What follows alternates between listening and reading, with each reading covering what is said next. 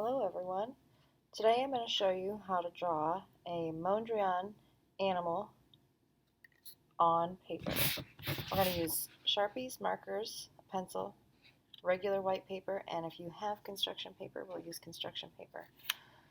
You can draw your animal on a regular piece of copy paper this size, or you can draw on big construction paper or drawing paper if you have bigger paper at home.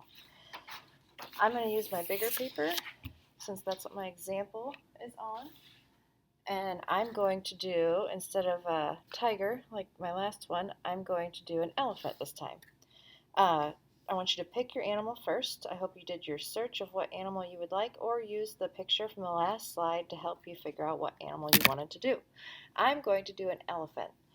When I do my drawing, I want to make it take up as much of the picture or paper as possible. So I'm going to draw the back of my elephant first, drawing very lightly in case I make a mistake. Once I figure out the line that I want to keep and the direction it's going, I will darken it so that we can see it better. The next thing, I did the tail. Now I'm going to do his legs.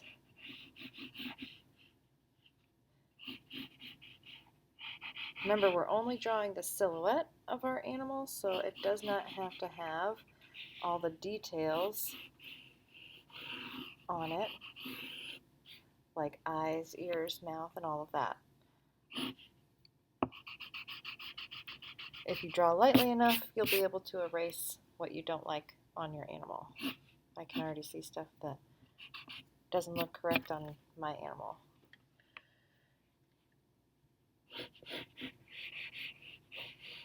My elephant is walking, so I'm making his legs separate. Not every animal you draw is going to show all of their legs.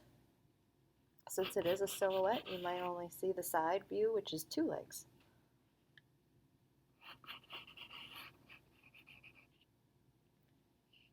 Here is his ear, and then his head, and trunk.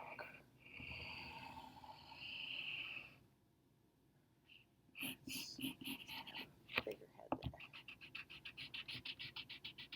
Once you have your animal drawn and the silhouette is done, I'm going to go back and clean up any of the lines that are inside the animal's silhouette.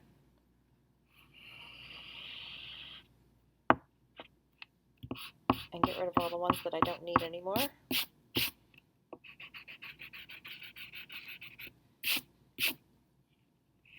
Define the ones that I want to keep by darkening them.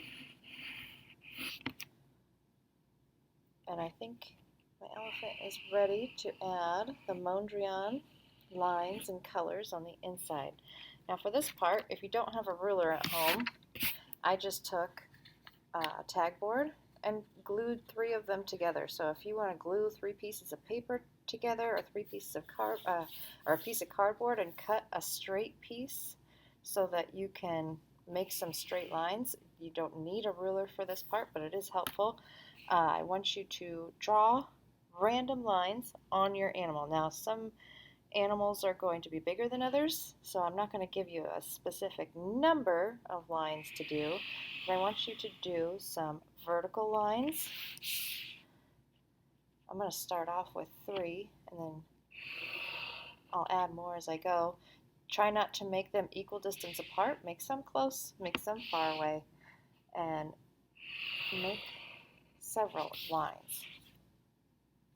If you want to, the lines don't even have to go from the top of the animal to the bottom of the animal. They can stop, and you can take and make a horizontal line for the base of that line. Now you're probably wondering, how am I getting my lines so straight up and down and across? It's because I'm taking my top of my paper ruler here and I'm putting it at the top of my paper. I'm lining it up like that.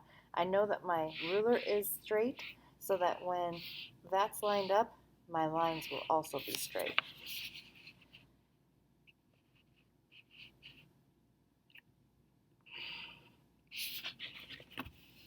Now, if you remember from the videos, Mondrian had a bunch of geometric shapes, so he used a lot of squares and rectangles, and he used primary colors with really bold black lines. So keep drawing your squares and rectangles until you feel like you are at a good point of stopping.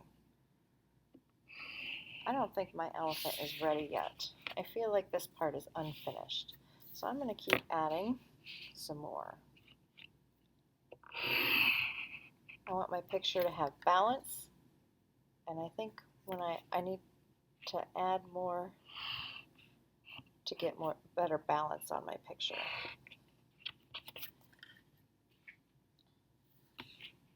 I'm going to finish this one and make it go all the way down.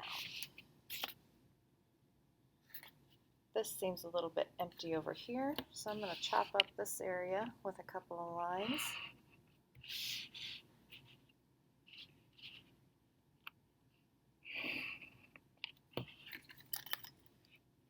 And I think he looks pretty good.